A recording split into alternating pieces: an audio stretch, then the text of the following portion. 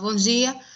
Comenzamos la tercera de las sesiones del subgrupo 5 sobre implicaciones del coronavirus y otros riesgos en los procesos de globalización. Cuestiones sobre salud y formas de vida, impactos geopolíticos, las implicaciones sociales y económicas. En este caso, en la sesión de hoy vamos a tener 3 intervenciones, de momento, si no se incorpora la cuarta, que tratan precisamente aspectos de salud, aspectos económicos y aspectos relativos a la gobernanza. Empezamos con el trabajo de Paulo Roberto de Freitas, análisis sobre hábitos alimentares dos brasileños na pandemia de COVID-19. Quando quieras, são 20 minutos de los dispone. Ok. Primeiramente, bom dia, então, pessoal. O nosso trabalho, eu já vou fazer eu sou nutricionista, especialista em nutrição hospitalar. Também sou formado em administração pela UFSC. E o meu colega, o Rony, que me ajudou a fazer o estudo, ele é doutorando do PPGDR aqui da FURB de Blumenau. Então, a gente fez um levantamento de um trabalho tentando mesclar o desenvolvimento regional, o Covid-19 e a parte de alimentação das pessoas durante o isolamento social, né? Deixa eu compartilhar aqui. Paulo, Oi? ¿Desea poner una presentación? Sim, Está aparecendo? Ahora sí, perfecto. Ok. Então, o nosso trabalho foi a análise sobre os hábitos alimentares dos brasileiros na pandemia de Covid-19. Ele foi um trabalho onde a gente fez um levantamento das pessoas que estavam em isolamento social, né, de como que está sendo os hábitos dessas pessoas durante o isolamento social. A gente atingiu, foram 2 meses de perguntas, de estudo, então abrangeu o mês de abril e o mês de maio deste ano. Primeiro, só começando um pouquinho sobre o desenvolvimento regional, que a gente mesclou essa parte de desenvolvimento, a questão de região, que a gente estudou o Brasil, né? Então, o desenvolvimento ele está em contínua construção e ele tem passado por modificações ao longo do tempo, isso não é de hoje. Então, ele tem um relacionamento entre vários aspectos, né? Ele abrange diversas dimensões, significados, porém, há um tempo atrás, quando começou a se estudar sobre desenvolvimento, começou a falar sobre desenvolvimento, ele era especificamente dito como aspectos quantitativos e sobre economia, mas a gente sabe que não é bem isso, ele abrange diversas outras coisas, né? Tudo vai depender do objeto, do alvo social envolvido, do meio que está envolvido, da região que está envolvida, então é bem amplo esse termo desenvolvimento. Muitas vezes, esse desenvolvimento, principalmente da região, ele faz com que algumas sistemáticas do governo para aplicações de políticas públicas fique um pouco falha, porque eles não estão conseguindo, como é que pode dizer, porque para você desenvolver alguma coisa, muitas vezes você tem que privar algumas coisas. Então, por um exemplo, né, seria a privação de ausência de liberdade, que pode gerar pobreza em determinadas regiões, principalmente aqui do Brasil. A gente sabe que tem regiões do Brasil que são de extrema pobreza, que não têm acessibilidade a medicamentos, e tudo isso influencia a questão da região que a pessoa está inserida. Eu estou na região, a gente está na região sul do Brasil, uma região muito privilegiada, diga-se de passagem. Então, quando comparado com outras regiões mais para o lado do Nordeste e Norte do Brasil, a gente sabe que tem uma acessibilidade a isso um pouco mais complicado, né? Então, por isso que a gente trouxe um pouquinho do desenvolvimento mais para explicar que tudo depende, questão de tratamento do Covid, de alimentação, tudo depende da região que a pessoa está inserida. No dia 31 de dezembro, então, só falando um pouquinho do Covid, na China foram descobertas as cepas de coronavírus, né? Essas cepas que nunca tinham sido encontradas em hospedeiros humanos antes, e estava causando problemas à saúde desses habitantes dessa cidade na China, de Wuhan, na China. Então, eles começaram a verificar sintomas que estavam acontecendo com essas pessoas, que entre eles eram sintomas parecidos com o sintoma de uma gripe, né? Que eles já tinham conhecimento de outros coronavírus, de outros SARS, só que esses outros SARS, que são os outros coronavírus, eles não causavam problemas tão grandes e severos como esse que foi descoberto, né? Aí vem a questão da alimentação, porque uma alimentação, se você tem uma alimentação saudável, você vai, consequentemente, você vai ter o teu corpo com uma imunidade melhor, uma questão de, desculpa, vai fazer com que os sintomas dessa parte da gripe, que como se fosse uma gripe normal, se você está com o teu corpo bem imunizado, a gripe, você pode pegar uma gripe, mas você não vai ser uma gripe tão severa. Então, por isso que a parte da alimentação é muito importante no auxílio do tratamento, principalmente do coronavírus. Porque se o corpo está bem imunizado, a resposta de medicação, que a gente sabe que não existe uma medicação específica para esse fim, mas pode aliviar sintomas, dependendo do tipo de medicação que você usa. E até a gente não tem uma vacina ainda, a gente está criando a vacina, mas ainda não tem a vacina propriamente dita. Então, tudo a gente tem que buscar a força, principalmente com a alimentação, né? Nosso trabalho, a gente pesquisou, como eu falei, foram 2 meses, foram o mês de abril e o mês de maio. A gente fez uma pesquisa, primeiramente, a gente fez uma pesquisa documental em sites de governos, alguns artigos que já eram poucos na época, porque era muito novo, então tinha pouco material escrito. A gente fez também questões de sites de OMS, agências de saúde, vários sites governamentais, tanto do Brasil quanto de fora do Brasil. Então, a gente decidiu aplicar o questionário. Esse questionário, ele tinha 15 perguntas, né? E tantas perguntas, a gente tinha perguntas objetivas e uma pergunta descritiva, tá? Primeiramente, a gente fez pelo Google Forms, né? E a gente disparou para contatos, para várias pessoas de todos que a gente conhecia, de todo lugar do Brasil. Então, que depois vocês vão ver que tem bastante pessoas que responderam de todas as regiões, tá? Então, a gente utilizou essas 15 questões para poder fazer esse nosso levantamento desse nosso estudo. Então, assim, sabe-se que a melhor medida para combater a propagação de um vírus ou de qualquer doença é se manter dentro de casa. A gente sabe que a transmissibilidade de qualquer vírus é muito grande, principalmente agora do coronavírus, que está se espalhando cada vez mais. A gente está tendo uma realidade aqui em Blumenau, principalmente, onde está casos gigantes todos os dias novamente, número de mortes aumentando. Então, a gente sabe que a melhor coisa é se isolar.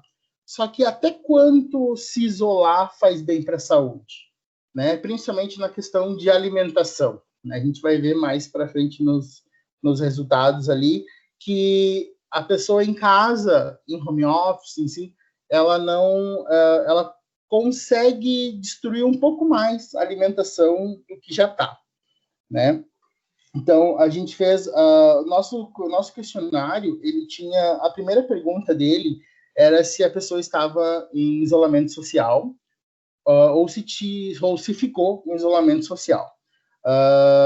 Se caso a pessoa dissesse que não, ele era encerrado o questionário, porque não é o foco do nosso trabalho. O nosso estudo era para saber sobre as pessoas que estavam em isolamento social.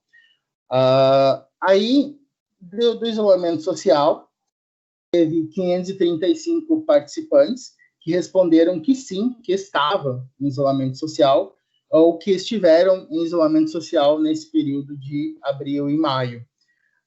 Porém, 4 pessoas não responderam o termo de consentimento da pesquisa, que era a segunda questão. Eles não concordaram em participar do estudo, então também, se não concordasse em participar do estudo, também o questionário era encerrado, né? Então, sendo assim, a gente teve 531 respostas válidas para o nosso questionário. Nossa primeira pesquisa foi da questão, a gente fez a questão de idade, de sexo e de região. De idade, a gente tem uma participação expressiva de 30 a 49 anos, né? Em segundo lugar, a gente tem aí pessoas de 20 a 29 anos, de maioria do sexo feminino, e a gente teve no nosso questionário, a gente tinha as opções de feminino, masculino e outros, só para ficar claro, mas o outros não teve nenhuma resposta. E a questão de região, como vocês podem ver, a gente teve respostas das 5 regiões, com resposta expressiva na região sul, né, destacando a região sul, que é a nossa região aqui, que é Paraná, Santa Catarina e Rio Grande do Sul. A gente teve respostas dos 3 estados. E também, em segundo lugar, ali ficou as respostas do pessoal do Sudeste. Então, a gente teve participação, eu acho que, se não me falha a memória, de 3 ou 4 estados que não tiveram respostas, mas os demais, pelo menos 1, 2 respostas teve de cada estado do país. Lembrando que essas 5 regiões são as definidas pelo próprio IBGE. Agora, é o foco do nosso trabalho sobre os hábitos alimentares, né? Os hábitos alimentares, então, eles são determinantes para a manutenção da saúde, como eu falei antes. O hábito de comer legume, fruta, verdura, ele supre as necessidades diárias básicas de qualquer ser humano, né? Porém, o consumo elevado de alguns alimentos, como gorduras, açúcares, bebidas alcoólicas, isso vai fazer com que a pessoa fique debilitada, com que o organismo trabalhe debilitado, principalmente porque vai desenvolver algumas patologias que estão no grupo de risco do coronavírus, que é um exemplo de diabetes e hipertensão arterial. Então, no entanto, a gente sabe que essas duas doenças, se elas estão descompensadas, se a pessoa não está no controle dessas duas doenças, ela pode ser um agravante muito grande para o indivíduo, né? Que é o caso que tem acontecido muito aqui em Blumenau. Muitos dos pacientes que vieram a óbito, hoje a gente está com 183 óbitos aqui na cidade, foi devido a essas comorbidades. Não todos, mas a maioria tinha pelo menos ou hipertensão ou diabetes, ou os dois. Então, tem tudo isso, tem toda essa relação por isso que a alimentação é muito importante, principalmente para combater qualquer tipo de doença, como principalmente no caso do coronavírus. Agora eu vou apresentar os gráficos dos resultados das respostas das pessoas. O consumo de refrigerante e bebida gaseificada aumentou, tá todos os dias. 44,3% dos participantes, que dá uma média de 230 a 235 pessoas, responderam que estão consumindo todos os dias. Isso é um agravante muito grande, porque você consumir uma bebida que é basicamente água e açúcar é prejudicial ao máximo à saúde, né? A gente pediu também sobre a questão de bebida alcoólica, se ingeriu bebida alcoólica durante o isolamento. E também o gráfico mostra que mais ou menos 41,8%, daí dá uma média de 222 pessoas, consomem bebida alcoólica todos os dias. Principalmente, muitos, depois ali no final tem uma outra questão, que é a questão descritiva, eu já vou adiantar, que eles falam que principalmente esse consumo de bebidas alcoólicas e de refrigerante é devido ao grau de ansiedade muito grande. Então, as pessoas, por estarem mais ansiosas, acabam consumindo mais bebida alcoólica para se acalmar, estar em casa, estar trabalhando em casa, então acaba consumindo uma cerveja, um destilado, alguma coisa assim, e acaba, então, consumindo todos os dias. Sobre o consumo de alimentos, a gente perguntou sobre o consumo de legumes e verduras e o consumo de frutas. O consumo, o que foi bem expressivo, foi expressivo negativamente, na verdade, porque 34,1% das pessoas ali falam que não consumiram legumes e verduras, que não tem esse hábito, que nunca teve esse hábito e que não foi agora que começou a ingerir. Os demais resultados ficaram todos na média ali, 18, 16, 27% que consomem, que pode consumir ali 3 a 4 vezes por semana, 5 vezes por semana, e todos os dias é muito pequeno, são poucas pessoas que estão consumindo todos os dias. Esse todos os dias, que é 3,2%, aproximadamente 17 pessoas. Então, dos 531 que responderam, apenas 17 pessoas informaram que consumiram legumes e verduras todos os dias. Isso é preocupante, porque a quantidade de vitaminas e minerais e nutrientes que os legumes e as verduras fornecem para o organismo é muito grande. Então, tem essa questão que é um pouco preocupante. Consumo de frutas, também, 29,6% informaram que não consomem. Então, se não consumiram agora, é porque, assim como legumes e verduras, não consumiam antes, não tem esse hábito de consumir frutas, verduras, legumes. E também, todos os dias, o valor é baixo, 5,6%. Então, poucas pessoas estão realmente se cuidaram nessa pandemia, né? Sobre o consumo de alimentos gordurosos, aí a gente já tem um lado positivo, onde que todos os dias as pessoas, foi apenas 6,6% consomem alimentos gordurosos todos os dias. A gente teve também a questão de 1, 2 vezes por semana. O que vale lembrar é que não pode cortar o consumo de alimentos gordurosos. O nosso corpo precisa de gordura, né? Muitas pessoas fazem esse corte total de consumo de gordura, principalmente para perda de peso. Porque estou indo na academia, eu preciso cortar gordura, tem que comer só carboidrato e proteína para crescer meus músculos. Carboidrato também é energia. Em tese, é óbvio que carboidrato é energia, proteína também é energia, porém o corpo precisa da gordura para manter a energia do corpo. Então, é interessante comer a gordura. Porém, tem que ter um controle, não pode comer muito, porque a gente sabe que a gordura nos alimentos, ela realça o sabor. Então, fica muito mais gostoso você comer um alimento um pouco mais gorduroso. Mas a gente tem que ter uma cautela, tem que cuidar com essa parte de alimentação de gorduras. A questão dos doces, a gente pediu a questão de consumo de doces, entre eles chicletes, bala, bolo, cuca, essas coisas mais doces, são doces mesmo, onde vai bastante açúcar, né? Ali fala que a gente consegue ver que 33% ali come 1, 2 vezes por semana. Isso é muito relativo, porque muitas vezes as pessoas consomem balas, chicletes todos os dias, e elas não entenderam como isso sendo um doce, né? E por mais que estava descrito, então a gente tem que ter uma cautela. Não dá para dizer, afirmar mesmo que, não, realmente 33,9% das pessoas consumiram 1, 2 vezes por semana.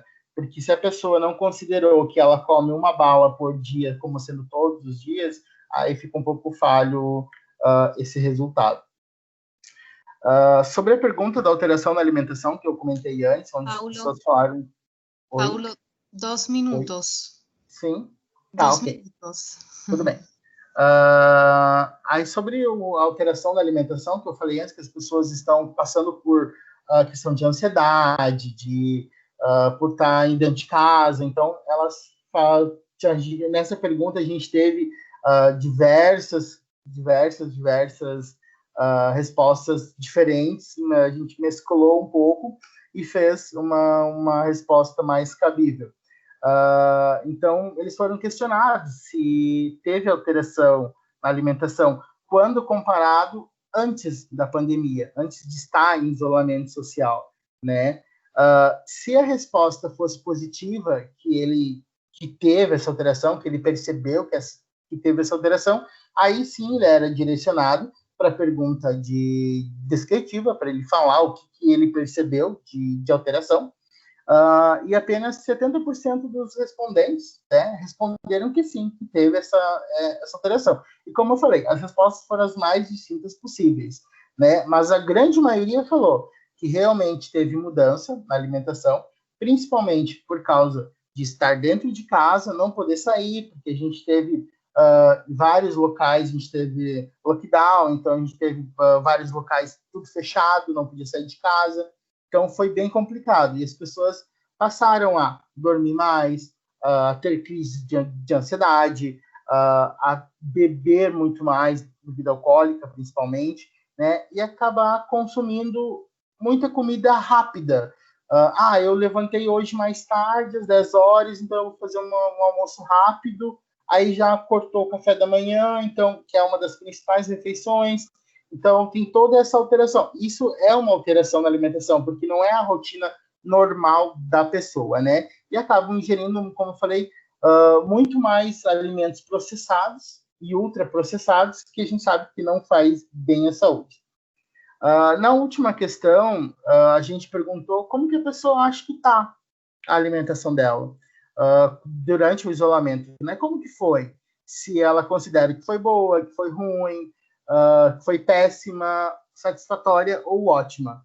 A gente teve a maior gama de pessoas que responderam que está satisfatória, que não está boa, né, como era, mas que também não está tão ruim. Então, são pessoas que estão se cuidando um pouquinho mais, né, conforme os alimentos. Mas ainda não é satisfatório. Não é nem boa nem ruim, é satisfatório. Seguida das pessoas que falam que a alimentação está boa, né, que está relativamente boa, porém fica mais ou menos no mesmo grau aí das pessoas que falaram que consideram que a alimentação está um pouquinho ruim comparado com antes, né? Só falando das considerações finais, o território, como eu falei antes, ele influencia muito na cultura das pessoas e de que maneira de como elas vão se cuidar, de que forma elas vão se alimentar, né? Em algumas regiões, como eu falei antes no começo, principalmente a região Nordeste, nossa, é uma região onde é precário. Tem algumas cidades que o serviço não tem nem saneamento básico, não tem água para lavar as mãos. Então, como que a pessoa vai se cuidar se ela não tem condições para se cuidar? E não tem hospitais disponíveis, não tem UTIs disponíveis. Então, isso faz com que a quantidade de óbito aumente. Isso tudo influenciando devido ao território.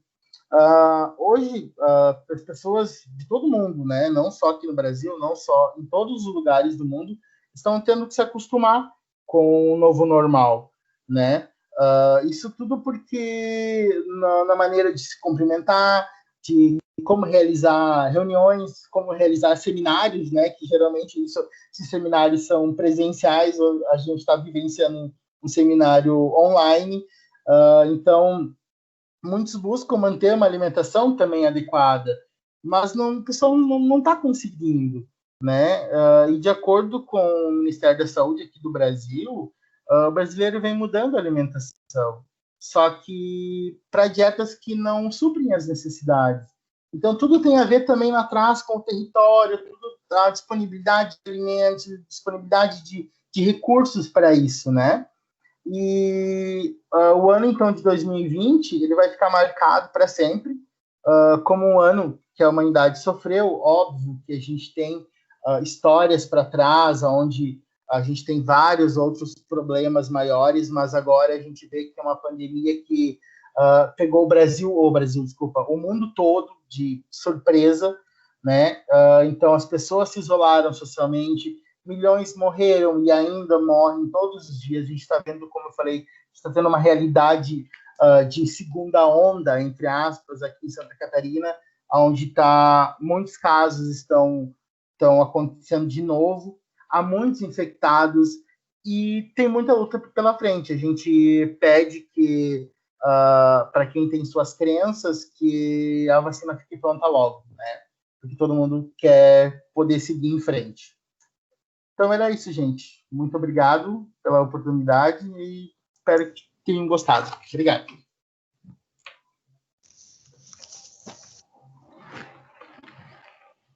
Obrigada. El siguiente trabajo a presentar sería de Guilherme Penner. Olá, só um minutinho que eu vou compartilhar a tela.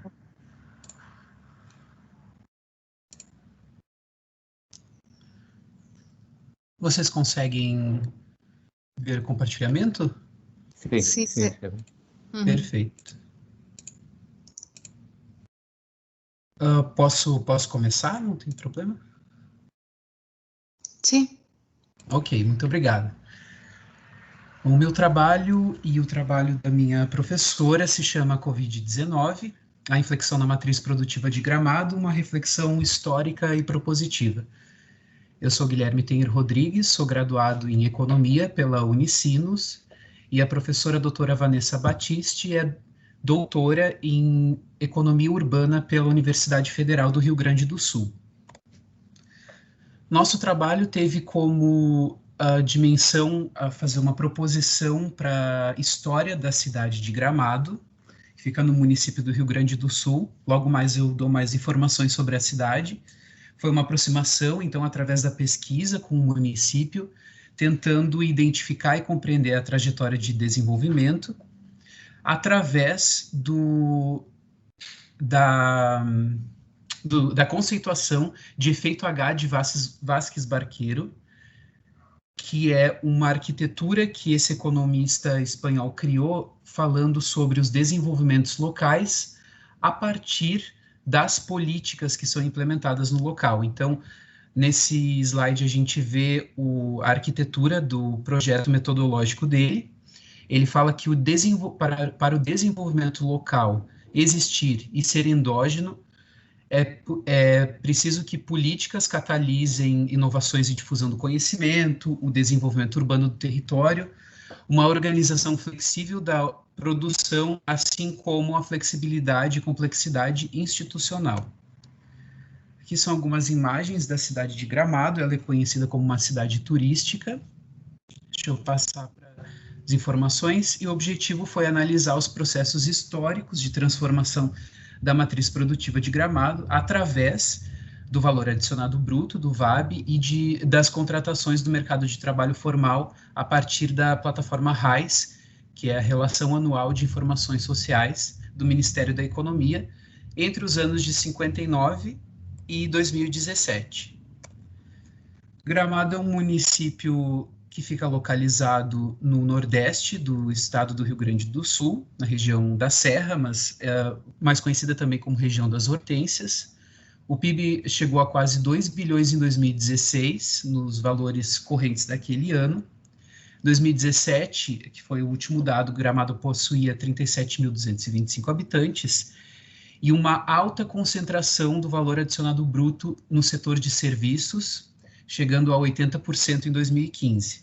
A cidade é conhecida como um destino turístico e o índice de desenvolvimento humano do município em 2010, que é o último dado, era de 0,764, puxado pela dimensão da saúde, principalmente pela longevidade dos habitantes da cidade, do município, desculpa.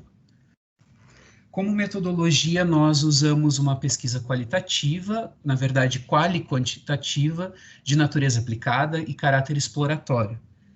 Com isso, nós usamos a estratégia do estudo de caso, e no estudo de caso é necessário pelo menos 3 tipos diferentes de fontes para que a gente consiga fazer a triangulação e suprir o nosso objetivo. Nós usamos alguns documentos, em especial algumas matérias jornalísticas, e a Agenda de Desenvolvimento Sustentável, que é um documento que foi criado em 2018 aqui para a cidade. Nos registros em arquivo são as bases de dados, nós usamos as bases de dados do Departamento de Economia e Estatística, aqui do estado do Rio Grande do Sul, e também da RAIS, do Ministério da Economia, como eu havia falado antes. Depois nós fizemos entrevistas semi-estruturadas, tinham algumas perguntas que eram o foco, mas nós conduzimos basicamente uma conversa com 3 pessoas. Um deles foi um ex-prefeito da cidade e também empresário, e as outras 2 pessoas participam e fazem parte do Arquivo Público Municipal aqui de Gramado. Uma é a diretora do Arquivo Público e o outro é o supervisor de documentos e imagens do Arquivo Público de Gramado. Tudo isso para chegar e identificar as inflexões na matriz produtiva entre os anos 59 e 2017. Os primeiros dados que conseguimos através dos registros em arquivos foram a composição do valor adicionado bruto da cidade, de 59 a 2015, não conseguimos em 2017, mas destacamos 4 pontos a partir da observação desses dados.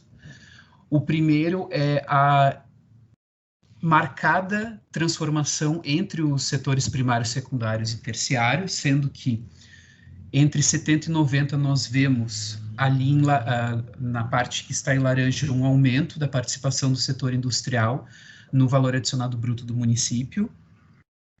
Depois, uma constante e substancial participação dos serviços, desde da década de 50, a gente vê aqui a parte em cinza, chegando a mais de 80% em 2015, 80,40% de participação. E uma queda substancial do setor primário da agricultura, que em 59 tinha quase 34% de participação, passando para menos de 1% de participação no último ano analisado. A partir desses dados, nós conseguimos classificar a trajetória e as inflexões da matriz produtiva de Gramado, da cidade, em 3 grandes momentos. Primeiro, o Gramado dos anos 50, 70, depois da década de 80 e 90, e o Gramado dos anos 2000. Que tem algumas imagens que ilustram essas diferentes épocas. O Gramado dos anos 50 aos anos 70 nós chamamos de vilarejo agrofamiliar e uma cidade que ainda não estava, mas ia ser dinamizada pela indústria calçadista. A atividade agrícola em 1959 representava 34% do vale na cidade, além das atividades na agricultura, existiam já alguns comércios e hotéis, mas a mão de obra ela era jovem, muito jovem e pouco qualificada. Então, entrevistando o empresário e ex-prefeito, eu botei uma parte da fala dele. Ele fala que uma vantagem para a instalação das indústrias calçadistas, que são caracterizadas por utilizarem intensivamente o trabalho, a mão de obra, era que havia emprego para os jovens, o que não era o caso já dos hotéis e do comércio, que não conseguiam absorver tanta mão de obra jovem, e eles eram pouco qualificados. Então, ali no início dos anos 70, nós já começamos a ver que a cidade passou a mudar o seu caráter agricultor para industrial.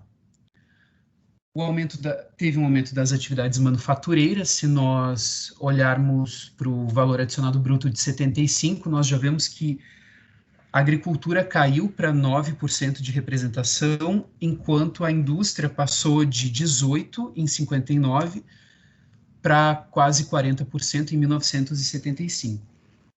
O setor de serviços, nesse meio tempo, ele teve um crescimento considerável, porque houve uma eficiente articulação entre o setor industrial, o de serviços e a administração pública.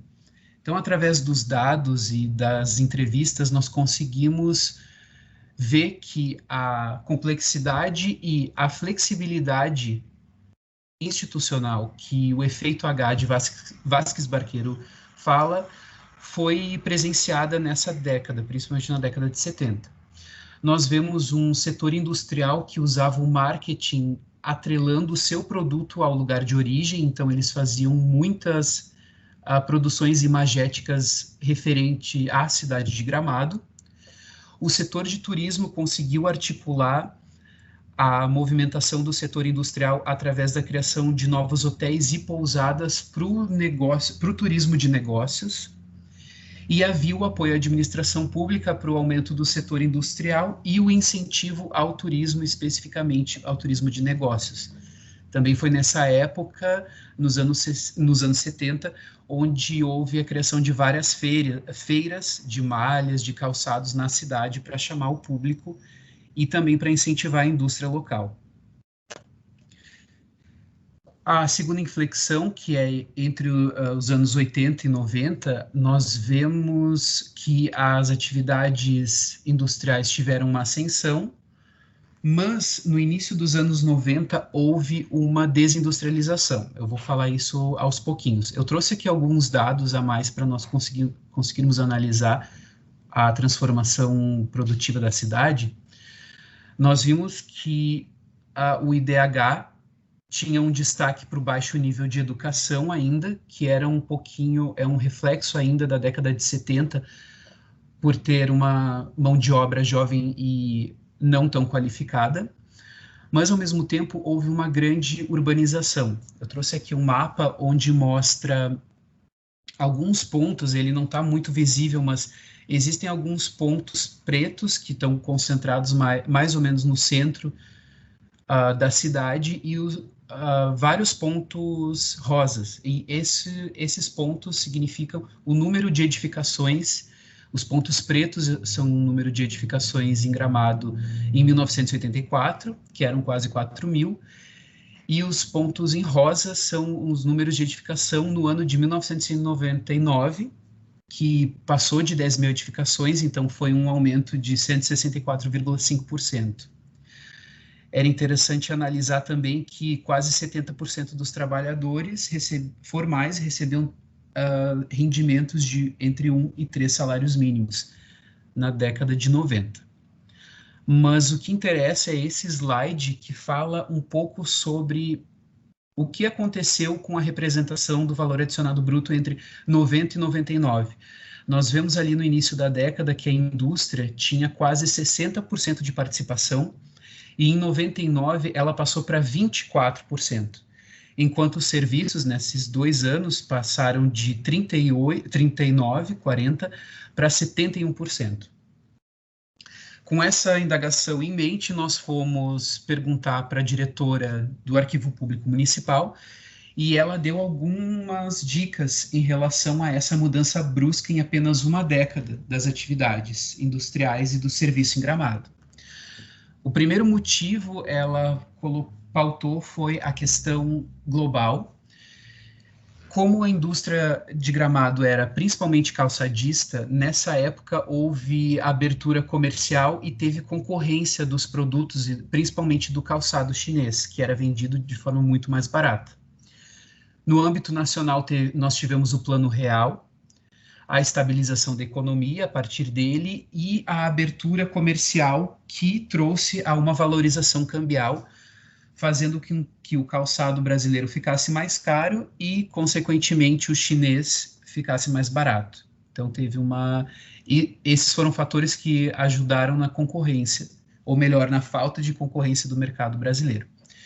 E a questão local, um fator local foi que a característica do empresariado na época era basicamente financeira. Eles aproveitaram os anos 80 para especulação financeira por causa da hiperinflação no âmbito nacional do país, e também havia falta de expertise administrativa do empresariado, então não existia uma padronização nos custos, muitos empresários não sabiam quais eram os custos que eles usavam, não tinham, era de fato um problema organizacional, eles não eram preparados com a administração das suas próprias fábricas. Gramado dos anos 2000, que é a próxima inflexão, então, de acordo com toda essa transformação que teve na indústria, passou a potencializar o seu projeto de turismo. Nós vemos ali de 2000 para 2010 um aumento no índice de desenvolvimento humano, com destaque para a educação. Em segundo lugar, a longevidade e, por último, a renda.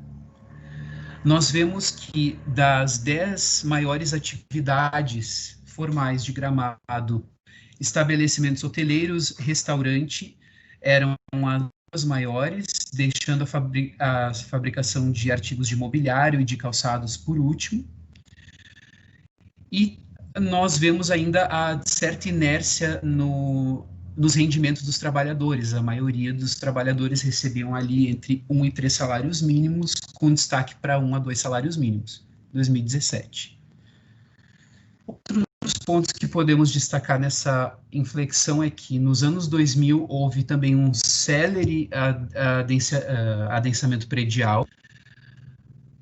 Em épocas de alta temporada, a cidade chega a receber 1,5 milhões de pessoas. A cidade passou, então, das 10 mil para quase 15 mil edificações entre 99 e 2018, um aumento de 42%. Só que ainda existe uma considerável inadequação dos domicílios urbanos. O que seria isso? A maioria dos domicílios urbanos possuem apenas fossa séptica, o que existem algumas complicações ambientais devido à contaminação do solo. Então, ainda 60% desses domicílios particulares urbanos não estão ligados a uma rede geral para tratamento de esgoto. Já temos alguns problemas que podem ser vistos e sentidos na cidade, que são congestionamentos, o problema com abastecimento de água e saneamento. De acordo com o sistema de esgotamento sanitário, o município apresentava aproximadamente uma abrangência do abastecimento de água em aproximadamente 25% da população, que é pouquíssimo, com uma extensão de rede de apenas 16 quilômetros, mais ou menos. Todavia, em 2018 foi publicada e criada uma agenda estratégica de desenvolvimento sustentável para Gramado nos anos de 2018 e 2040. O que foi mais interessante dessa agenda estratégica são 2 pontos. É o ponto da mobilidade, visto que o congestionamento é um dos maiores problemas que a cidade tem, principalmente na alta temporada, e a diversificação da matriz produtiva. A diversificação da matriz produtiva também é um ponto que nos interessa, porque, como falado no início da apresentação, 80%, mais de 80% do valor adicionado bruto da cidade está nos serviços, em especial os serviços turísticos, que é o setor que se chama quaternário. Essa concentração ela é um pouco perigosa justamente para momentos como 2020, que foi o que aconteceu, onde teve substancial nos empregos pelas medidas preventivas contra a Covid-19, que foi o isolamento e o distanciamento social. Nos primeiros meses desse ano, a cidade ficou parada e, de certa forma, essa pandemia acelerou as propostas de diversificação da matriz produtiva de Gramado.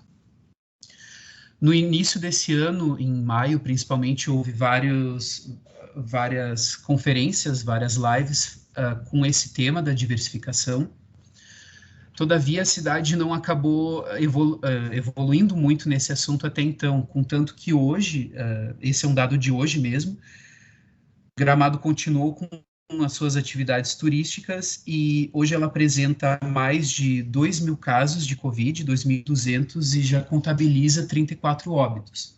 A partir dessa coleta de dados e da análise, nós pegamos 4 pontos para analisar essa possível nova inflexão na matriz produtiva de Gramado. A primeira seria o tecido institucional e a capacidade de inovação citadina.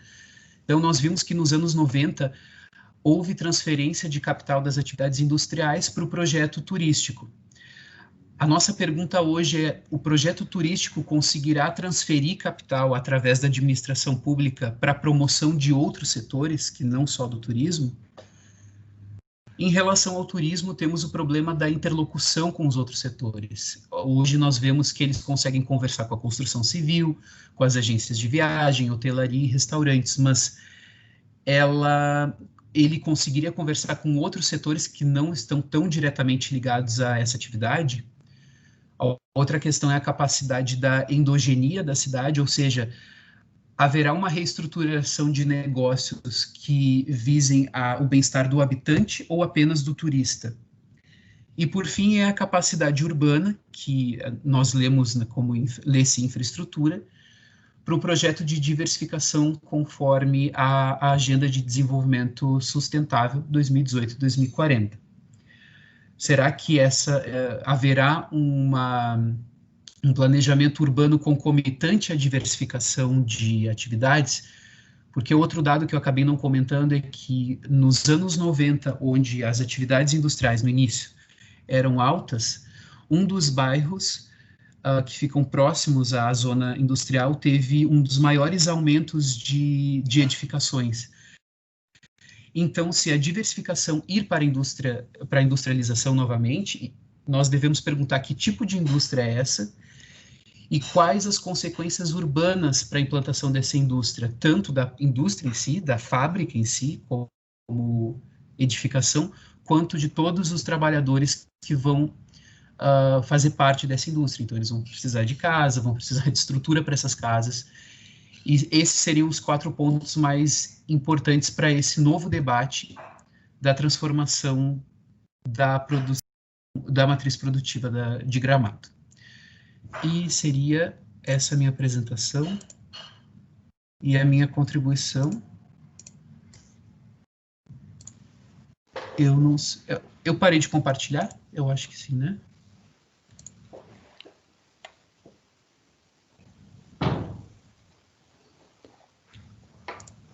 Bien, pues gracias. Y vamos a dar paso a la cuarta ponencia, que finalmente es la tercera, que presenta Rosángela Pequeno, Dorian Esmarzaro y Fernando Macedo, con el título Pandemia, Desigualdade Regional y Arranjos Federativos no Brasil. Tiene 20 minutos, como estamos teniendo para todas las ponencias, y al terminar quizá haya ocasión de algún coloquio o de algunas preguntas. Muchas gracias. Obrigada. Vocês me ouvem bem? No se la oye. Vocês me ouvem? Yo sí oigo. No, no oigo. No sé si se oye. Yo sí la oigo. Vocês me ouvem agora? Mejor.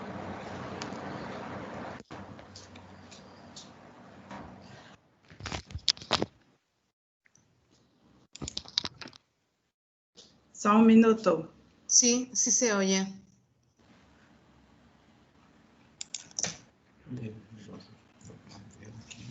Aonde? Aqui? Estamos te ouvindo. Agora. Ok. E agora? Gemma, por favor, ¿estás ahí? Sí, sí, yo oigo. Sim. ¿Tú lo oyes? Sí. Só um momento. Sí. Ahora, sí, sí, sí. Sí, sí se oye.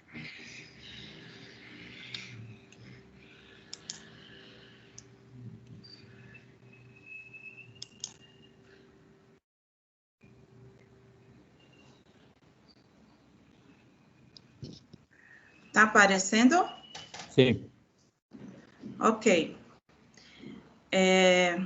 Meu nome é Rosângela Pequeno, sou doutoranda do Departamento do Instituto de Economia da Unicamp. Esse trabalho foi feito em parceria com alguns colegas, o colega Dorian, que é funcionário do Ministério da Saúde, alocado em Brasília, e o professor Fernando Macedo, que é professor do Instituto de Economia da Unicamp. O tema está relacionado à pandemia, né? exatamente junto com, mostrando, né, o quão grave é a pandemia junto à desigualdade regional existente no nosso país, atrelado ao arranjo federativo que foi estruturado pela Constituição de 88 no nosso país. O objetivo deste trabalho é exatamente analisar essa crise pandêmica dentro de uma crise maior pelo qual passa a estrutura federativa do Brasil, né, a partir dos impactos territorialmente diferenciados pela doença. A hipótese colocada diz respeito, devido à ausência de coordenação federal nos mais diversos segmentos e a própria conjuntura política adversa pela qual o nosso país passa, né, os interesses subnacionais reforçam e tentam buscar novas soluções por parte dos entes federativos. A justificativa para esse trabalho vai se dar exatamente pela ocorrência da pandemia acontecida a partir deste ano, né, que vai expor uma fragilidade muito forte dentro da estrutura federativa do país. Isso fica evidente pela ausência de ações coordenadas, vinda pela esfera federal, enquanto os municípios, né, e os estados buscam soluções para poder enfrentar a crise sanitária. Essa omissão ou ausência de comando acaba colocando em risco esse arranjo federativo, né, que vem se agravando exclusivamente pelas restrições e pela tentativa de dar continuidade ao ajuste fiscal com sérios cortes orçamentários. Por isso, justifica-se o aprofundamento do estudo neste momento. Os procedimentos metodológicos, né, foram realizados revisão bibliográfica da literatura através dos boletins epidemiológicos do Ministério da Saúde. A coleta de dados foram dadas pelos dados do próprio Ministério da Saúde, informações do DataSUS, e, além disso, acompanhamento das notícias pelos sites e jornais. A análise dos dados ela é dada de duas formas. A primeira, por uma visão macro, que é a macros regiões de saúde, e uma segunda, por uma visão dada cartograficamente pelas micros regiões. E, por fim, a experiência empírica da atuação do consórcio Nordeste, visando minimizar a pandemia exclusivamente na região Nordeste do Brasil. Bom, a estrutura do trabalho está dividida em 3 grandes pontos. A primeira, a pandemia em tempo de crises. Então, inicialmente, o Brasil, né, ele já se encontrava dentro de uma crise econômica que o seu ritmo vem crescendo e se aprofundando desde o final de 2014. Este ano, a previsão dos organismos internacionais como o FMI, né, em outubro de 2020, previa que o Brasil terá um decréscimo em 5,8% em seu produto interno bruto. Então, essa crise econômica, ela já é pré-existente à pandemia. Paralelamente à crise econômica, o país também vive, né, desde então, as eleições presidenciais de 2014, uma crise política, que vai culminar no impeachment da presidenta Dilma Rousseff, em 31 de agosto de 2016, e aprofunda-se mais ainda após a eleição e a posse do atual presidente Jair Bolsonaro. E dentro dessas 2 crises surge, então, a partir deste ano, a crise sanitária, né, a crise pandêmica mundial, que vai encontrar justamente a estrutura federativa já enfraquecida, né, os governos subnacionais e a própria União endividada, a queda da arrecadação, e isso vai acirrar ainda mais o acesso aos fundos públicos, de tal forma que nós chegamos a dizer que a crise sanitária ela está dentro de uma crise maior, que é exatamente as crises econômica e política. A desigualdade regional dentro do nosso país, ela pode ser vista e constatada por diversos ângulos. Em termos de saúde, por exemplo, para exemplificar agora na apresentação oral, escolhi exatamente o Sistema de Informação de Agravos de Notificação do SINAM, que é do Ministério da Saúde, na qual notifica a existência e a ocorrência de número de pessoas com AIDS, dengue, tuberculose, por exemplo. Então, analisando dentro das regiões, das 5 grandes regiões, né, por exemplo, a AIDS, ela tem uma incidência muito maior, de 11,73%, 11,73, né, por 100 mil habitantes, na região norte, então bem acima da média do Brasil, que é de 7,58 habitantes. A dengue, ela já se mostra bem maior acima da média brasileira na região centro-oeste. Então, por exemplo, no ano passado, né, se deu a notificação de 1.393,80, também por 100 mil habitantes. E a tuberculose, novamente, mostra-se a sua incidência maior na região norte. Então, dá para verificar que a região norte aqui, pelo menos com esses 3 tipos de doenças, sobressai acima da média brasileira, o que já denota que a região norte é uma região bastante vulnerável. Com relação ao Covid-19, né, os dados coletados pelo Ministério da Saúde mostraram que, por exemplo, a situação em 31 de julho, e aí essa incidência aqui é em cima de uma visão macro, a saúde, o Ministério da Saúde, ele divide o nosso país em 118 macro-regiões, que inclui secretarias estaduais e municipais, e dentro dessas macro-regiões, no dia 31 de julho, a incidência confirmada, de casos confirmados, era de 1.257,34, né, por 100 mil habitantes. Neste caso, verificou-se, dentro dessas 118 macro-regiões, que 45 macro-regiões possuíam a incidência acima da incidência brasileira, do país, né? Então, mais notadamente, a região Nordeste e a região Norte, né? O Nordeste tinha 19 macro-regiões, enquanto o Norte 12 macro-regiões que possuíam incidência superior a essa incidência que é a média nacional. Enquanto as demais regiões estavam a um número absoluto bem menor. Em termos de óbito, também se verificou-se que dentro dessas macro-regiões, tanto o Nordeste quanto o Norte também eram os que sobressaía acima da taxa de mortalidade, também datada do dia 31 de julho, que era de 43,67 por 100 mil habitantes. O Nordeste tinha exatamente 13 macro-regiões que tinham uma incidência acima dessa taxa nacional, né? E o Norte, 10 macro-regiões. Então, fica claramente visível que o Norte e o Nordeste foram as 2 grandes regiões brasileiras que tiveram a maior incidência e taxa de mortalidade até então.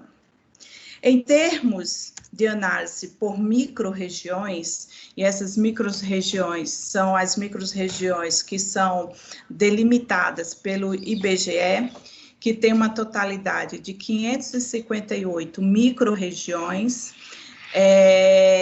Foi feita uma cartografia pegando os casos de Covid, casos confirmados, dividindo em 4 etapas, em 4 períodos. Então, pegou-se de 25 de fevereiro até o dia 11 de abril, aonde verificava-se que os primeiros casos confirmados estavam nas maiores cidades litorâneas, aquelas cidades que possuem aeroportos internacionais, né, que eram exatamente pessoas que vinham principalmente da Europa para o país, também dos Estados Unidos para o Brasil, que acabaram trazendo o Covid para o país.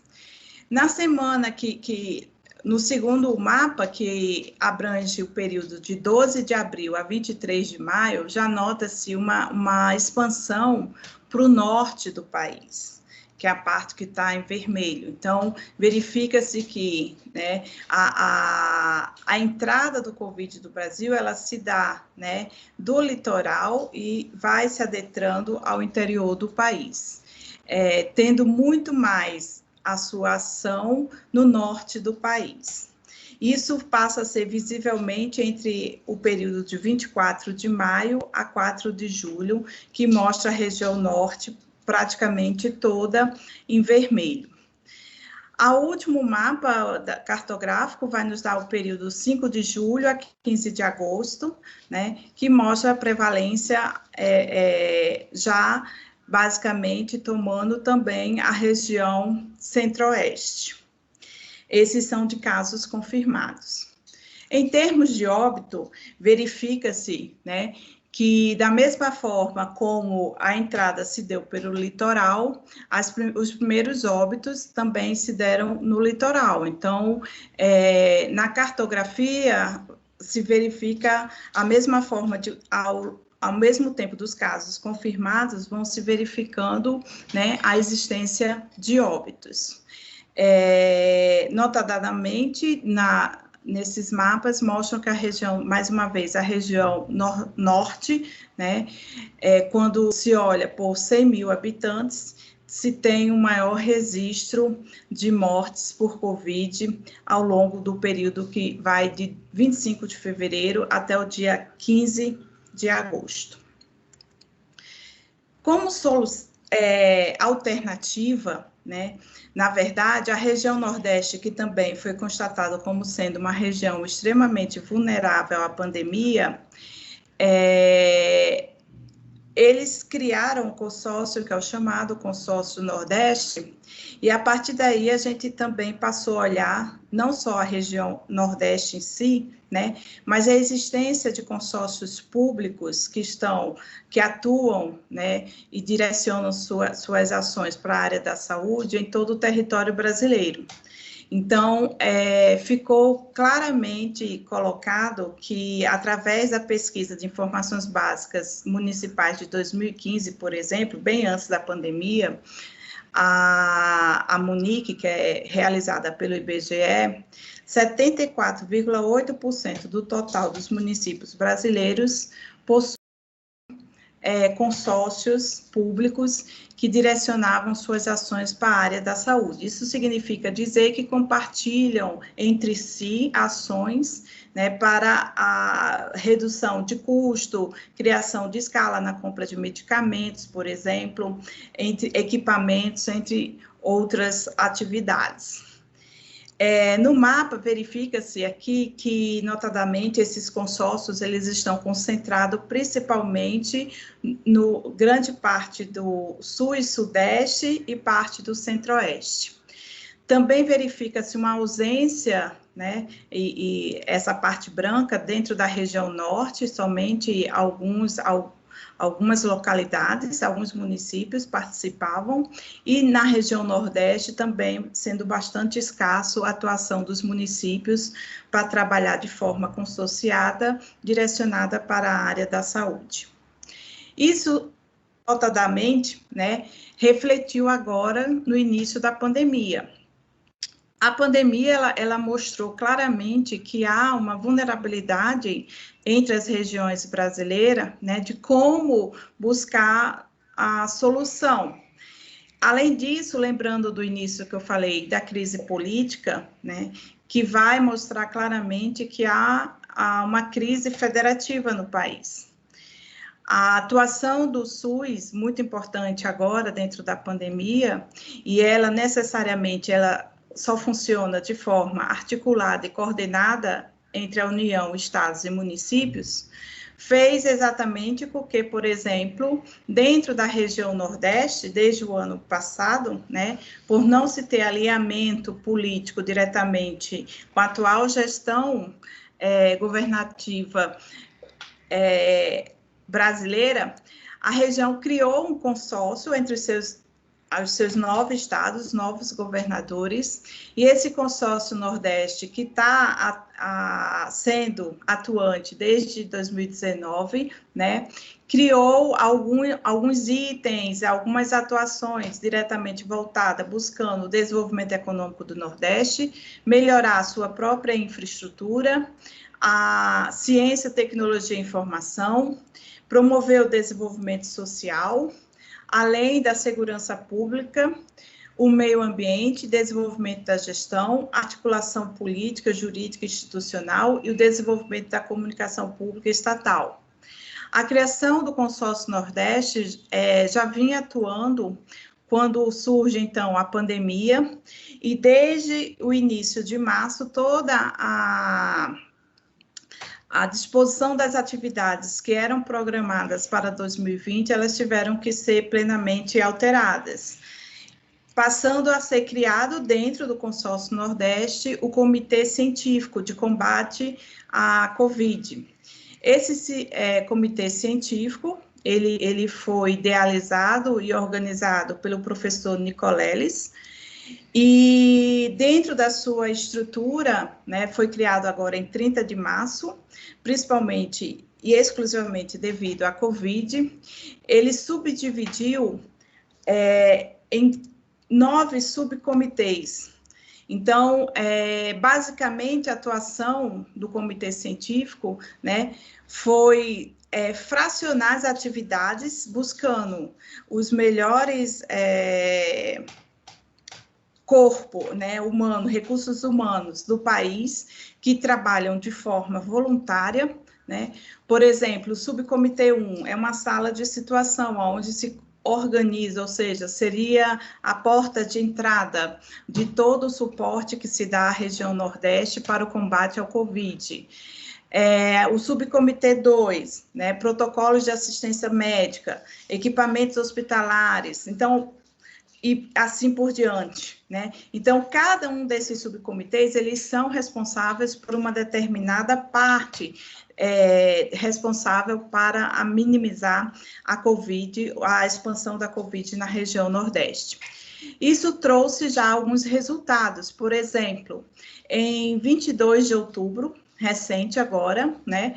A situação aqui estão os 9 estados do Nordeste, então pode-se verificar que, por exemplo, o Maranhão ainda tinha uma situação em São Luís de alta, um risco epidêmico alto, mas estava estável, estabilização em termos de óbitos. Assim como o Ceará, que foi um dos estados que tiveram mais casos confirmados e de óbitos.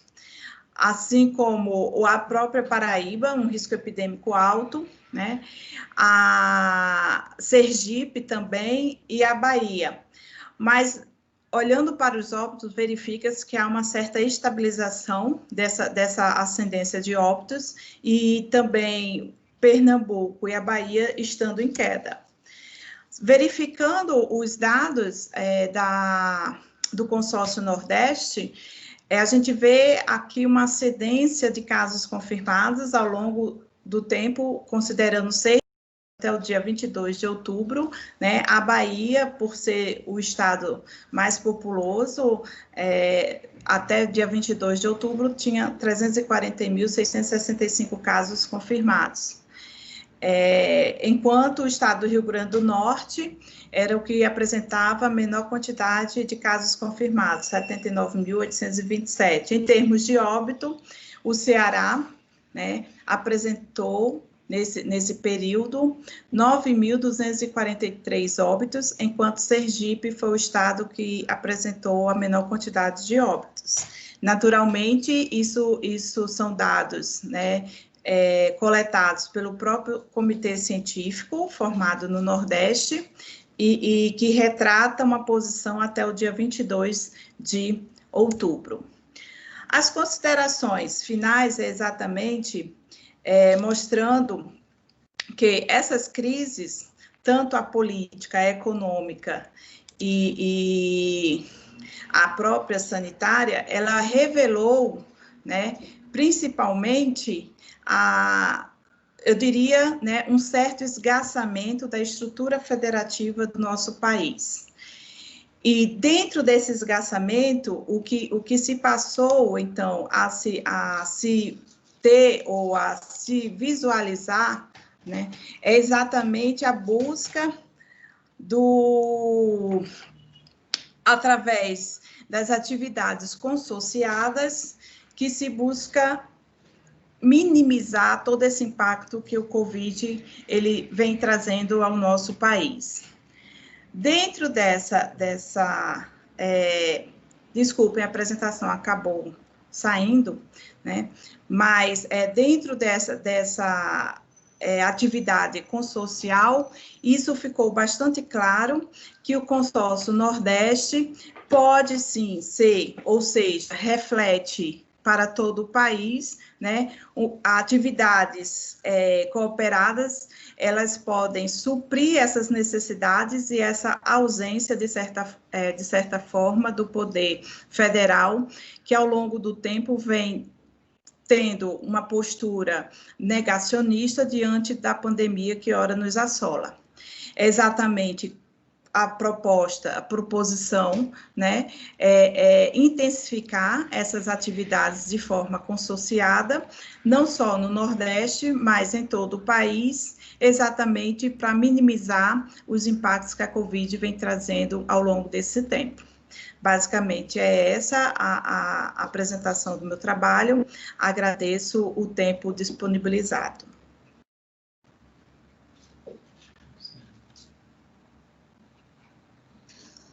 Obrigada, muchas gracias. Tenemos ahora media hora para poder establecer un debate, preguntas. Quienes deseen participar o hacer alguna pregunta, por favor, levantáis la mano, le dais al icono. Ronnie, ¿quiere intervenir? ¿Sí?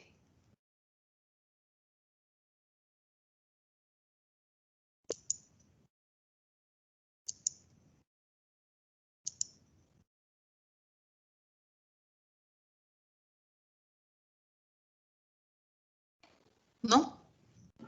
Tiene la mano levantada, pero no. Vale.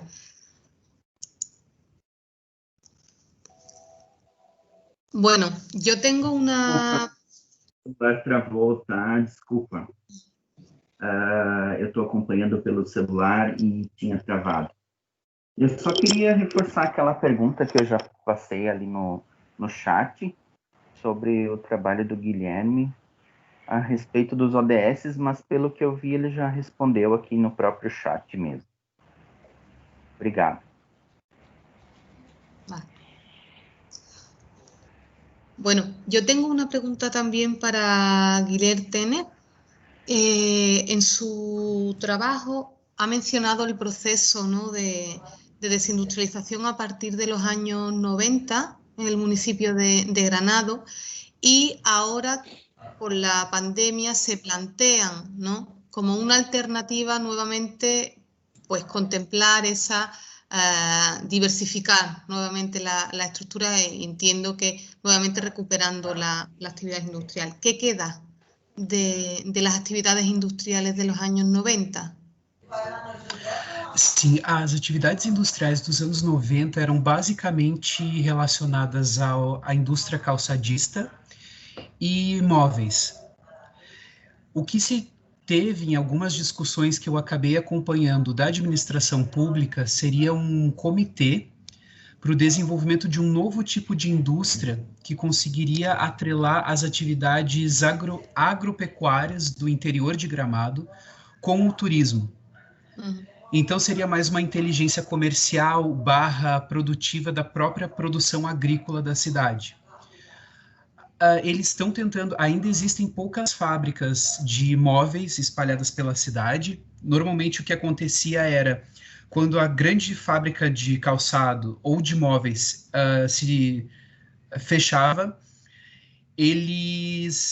os funcionários se dissolviam em pequenos comerciantes, ou pequenos produtores de calçado, de reparos. Então, ainda se manteve muito essas pequenas atividades, com alguma expertise relacionada à produção de móveis e de calçados.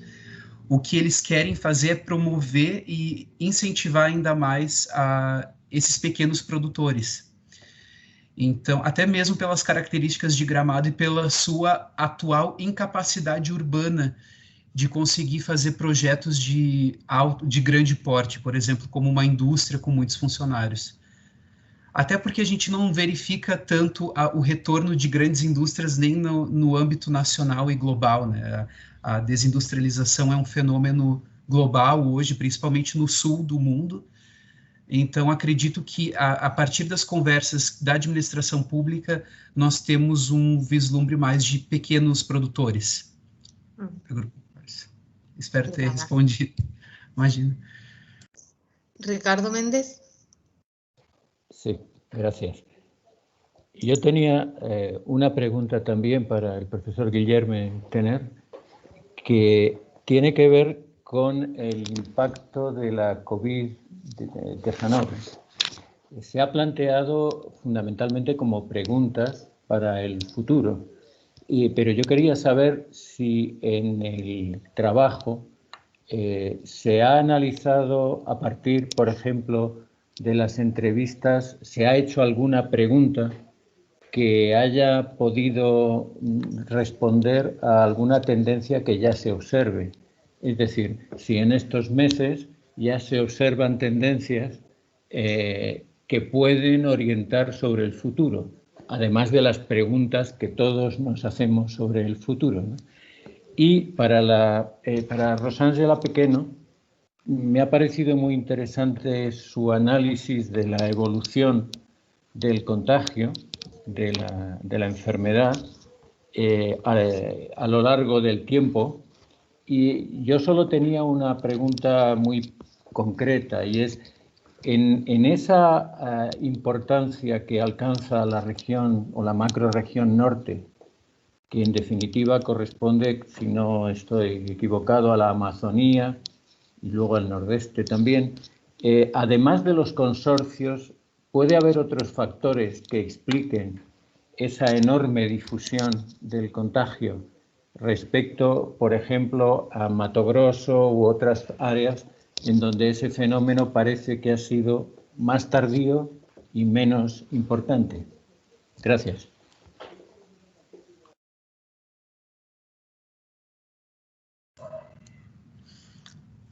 Se a Rosângela gostaria de ir primeiro, eu não me importo. Sim. Tanto faz. Fica à vontade, pode ir, sem problema. Ok, vocês me ouvem? Sim. Sim. Bom, realmente, né, a região norte é a região que fica localizada parte da Amazônia, né?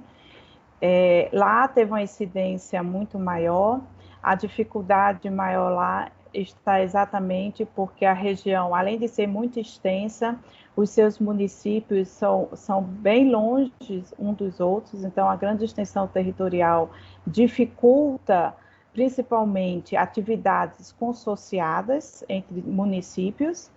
A grande parte de equipamentos hospitalares e equipes médicas, elas estão concentradas em Manaus, que é a capital do Amazonas, o que faz exatamente com que a grande maioria dos infectados tenham que se locomover até a capital.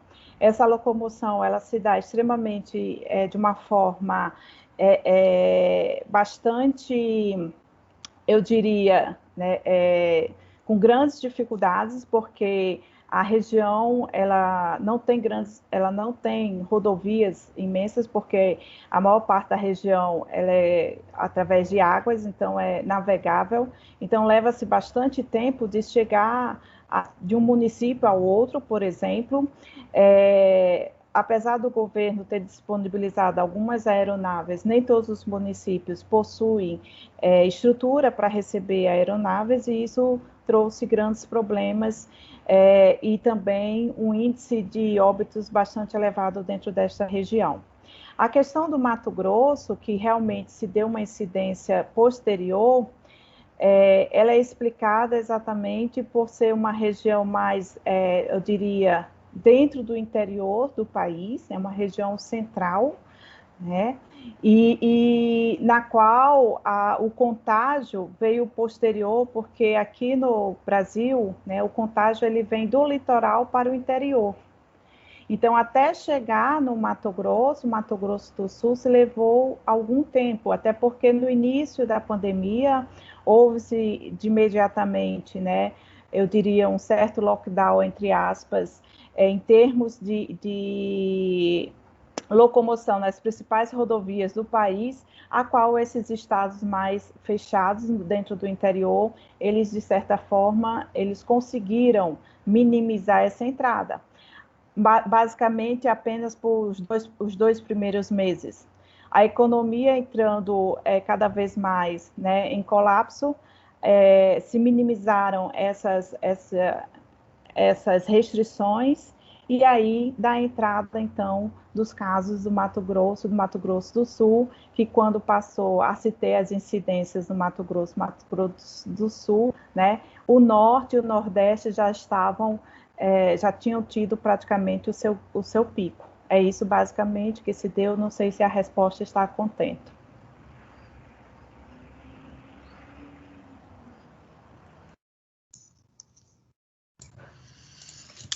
Bom, perfeito. Em relação à minha pergunta, professor Ricardo, eu gostaria, antes de comentar, que eu não sou professor, apenas estudante, então não tem. Mas, respondendo à pergunta, foi interessante porque nos primeiros meses, principalmente entre março, abril e maio, a administração pública se mobilizou muito para fazer os debates. Nesses 3 primeiros meses que começou o lockdown, a gente começou eu comento pelo lockdown em diante, nos primeiros 3 meses, nós, no trabalho de mercado, no trabalho do mercado formal aqui em Gramado, nós tivemos mais de 5.000 demissões, em especial no sistema hoteleiro. Uhum. Então, teve essa mobilização, porque o número de demissão era muito alto, e ainda as restrições, tanto por parte do Estado, quanto por parte da federação, eram ainda muito altas. Então, existia um alto isolamento, não existia tanta mobilidade quanto agora está tendo. No início, foi pensado em alternativas como o ecoturismo, por exemplo, onde que tinha o intuito simples de tirar a aglomeração do centro da cidade, que é normalmente onde os pontos turísticos estão localizados, e ir com as pessoas para o interior. Mas das associações do interior teve muitas contestações para não espalhar para o interior a Covid-19. Então o ecoturismo foi tirado. Outra questão que veio, que agora está na Câmara de Vereadores para ser aprovado, é o plano diretor. No plano diretor, existe uma grande mudança para esse ano, que eles estão tentando propor, que é a falta de setorialização da cidade. O plano diretor até então de Gramado era composto por: esse é um bairro industrial, esse é um bairro comercial, esse é um bairro residencial. É uma cidade muito recortada. O que eles estão fazendo é diversificar as atividades por bairro. Então, a partir desse novo plano diretor que está por ser aprovado, os bairros vão passar a ter a sua pequena indústria, o seu comércio, o seu banco, porque acontecia que para determinadas atividades toda a população tinha que se deslocar para determinado bairro. E a maioria grande parte era no bairro central, principalmente atividades de banco e outras atividades mais cartorárias, eram exclusivamente do centro. O que isso também vai ajudar com a questão de aglomerações. Mas, na prática, a gente está vendo um esvaziamento dos debates e, assim como basicamente todo o Brasil, a cidade voltou a abrir como se nada tivesse acontecido, como se não tivesse nada acontecendo, e, consequentemente, os casos de Covid dispararam. Hoje, o Hospital de Gramado não tem mais, as UTIs estão totalmente lotadas, então as pessoas que são contaminadas aqui na cidade têm que ser transferidas para outras. Relaxou muito as medidas para contenção do Covid-19 e, por enquanto, as pessoas estão tomando a vida como se fosse antes da pandemia. Não tem, infelizmente, arrefeceu o debate em relação à Covid-19. O que a gente pode ver agora, que está mais encaminhado para um futuro, é a questão de diversificação dos bairros para parar a aglomeração do centro. Seria, acho que essa é a resposta. Imagina. Obrigado.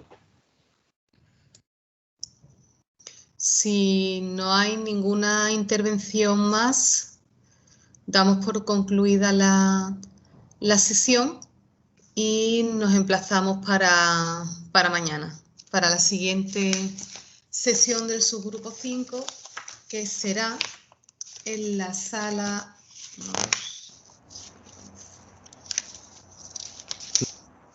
Florestan Fernández. Sí. Sala 37, que no encontraba. Vale, la sala 37. Bueno, muchas gracias a todos. Bom dia. Obrigada. Ok. Muito obrigado, um bom dia. Bom dia a todos. Bom dia.